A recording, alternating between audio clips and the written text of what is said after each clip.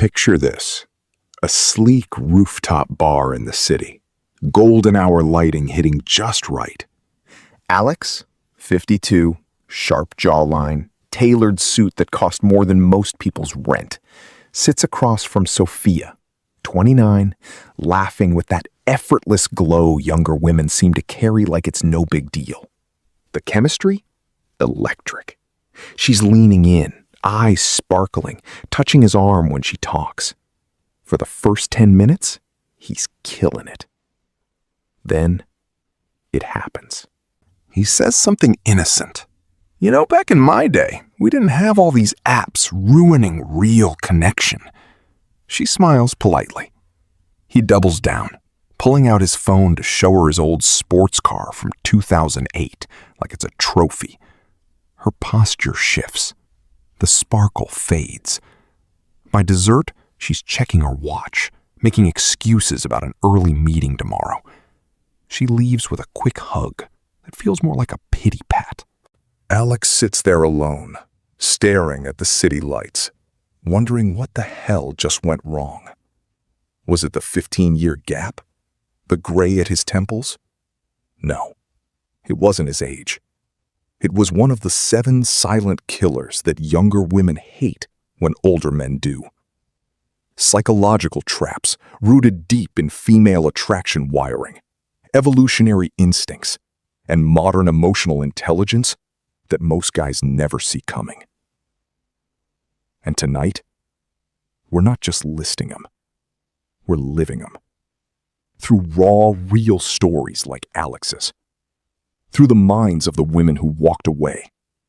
Through the cold, hard psychology that explains exactly why these behaviors flip attraction into repulsion faster than you can say next round. If you're an older man who wants younger women to actually stay interested, lean in. This isn't theory. This is the stuff that decides whether she texts you back at 2 a.m. or ghosts you forever. And by the end, when we hit the final trap that's quietly destroying more dates than all the others combined, you're gonna feel that fire in your chest to comment your own story. Your biggest, I wish I knew this sooner moment, or the one mistake you swear you'll never make again. Because once you see it, you can't unsee it. Let's step into Alex's world and watch the exact moments everything falls apart. Alex had always been the guy who had it together. Built a tech company from his garage, sold it for 8 figures, now consulting for Fortune 500s. Divorced 5 years ago, after a marriage that started great but died in routine. He hit the gym, dressed well, traveled. When he started dating again, younger women were drawn to him like moths to flame, until the flame turned into a flickering candle. First date after the divorce, Mia, 31, marketing exec with a wicked sense of humor. They met at a networking event. Sparks flew. She loved his stories about building something from nothing.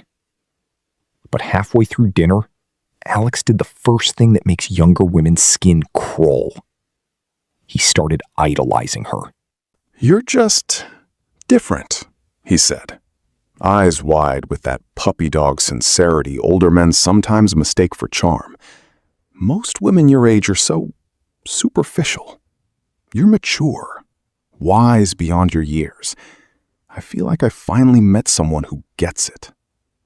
He kept going, complimenting her every opinion, hanging on her words like they were gospel, telling her she was way too good for guys her age. Mia smiled at first, then she shifted uncomfortably. By the time the check came, she was polite, but distant. "You're sweet, Alex," she said, "but I think we're looking for different things." What happened? Psychology calls this pedestalizing, and it's attraction poison number 1. Evolutionary psychologists have studied mate selection for decades. Women are wired to seek strength, not worship. When a man puts a younger woman on a pedestal, it signals neediness. It screams that he's placing his entire emotional worth on her validation. In attachment theory terms, it flips the dynamic from secure masculine presence to anxious pursuit. Younger women, especially those who've dated enough to know their value, feel it instantly. It kills the polarity, the magnetic push-pull that creates real desire. She doesn't want to be your savior or your trophy. She wants a man who sees her as an equal partner, not a goddess who completes him. Alex learned this the hard way when he ran into Mia months later at the same bar. She was with a guy her age who teased her, challenged her, and never once called her mature beyond her years. She looked happier than Alex had ever seen her on their date. The pedestal doesn't lift you up. It pushes her away. But Alex wasn't done making mistakes. A few weeks later came date number 2, Lena, 27, graphic designer with tattoos and a laugh that filled the room. This time he tried to play it cool, until the age thing came up. She asked casually, "So, how old are you anyway?" Alex froze, then laughed too loud. "Old enough to know better, young enough to still chase pretty girls like you." He followed it with a nervous ramble. "I mean, age is just a number, right? I don't feel 52. I still go hiking. I'm in better shape than most 30-year-olds. He kept justifying, over-explaining, almost apologizing for the gray in his beard. Lena's smile tightened. The conversation died. She left early. This is trap number 2, flinching at the age question. Younger women don't hate the gap itself as much as they hate insecurity about it.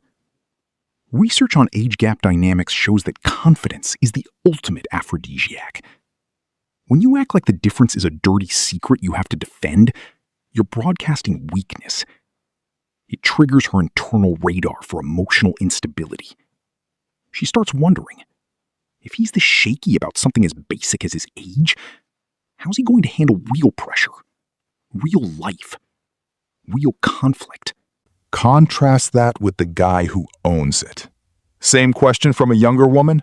He leans back, smirks, and says, "Old enough to know exactly what I want, and young enough at heart to keep up with you." No apology, no justification, just calm, masculine certainty. That's the frame that keeps her leaning in. Alex was starting to see a pattern, but he doubled down on what he thought worked.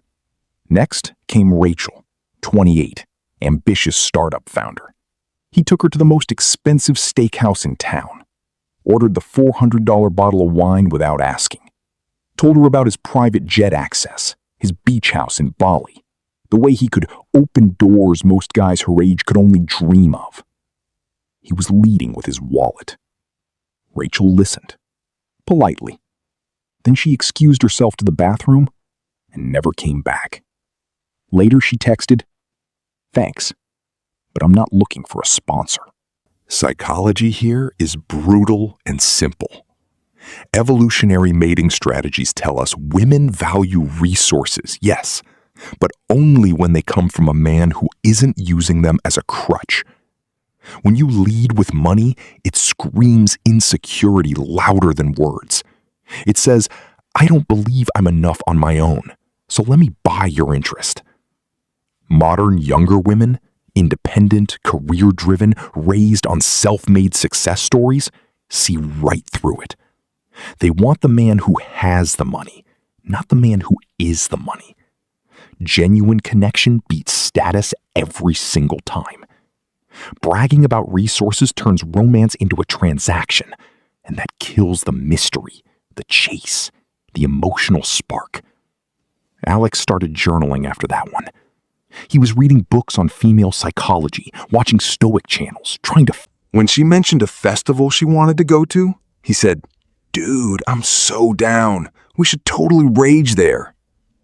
Chloe laughed, but not with him, at him. The date ended with her saying she had an early morning Pilates class.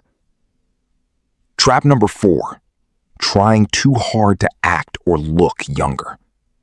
Nothing screams "I'm uncomfortable in my own skin" louder. Younger women don't want a 50-year-old pretending to be 30. They want a 50-year-old who's comfortable being 50 and still magnetic because of it. Authenticity is magnetic. Cringe attempts at youthfulness are repellent. It violates the principle of congruence. When your words, clothes, and energy don't match your actual life stage, her subconscious flags it as fake. And fake never survives the attraction test. By now, Alex was frustrated.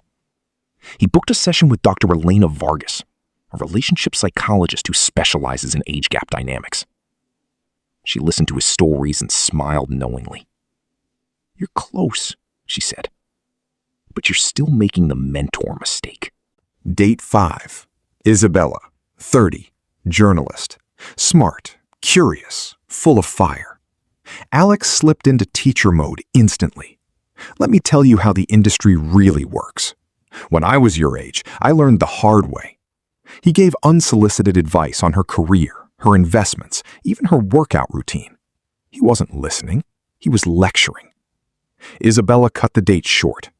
"I have a dad already, Alex. I don't need another one." This is killer number 5, playing the mentor or father figure instead of the lover. Younger women want guidance sometimes, sure, but not on a date. Not when it creates a parent-child dynamic instead of man-woman polarity.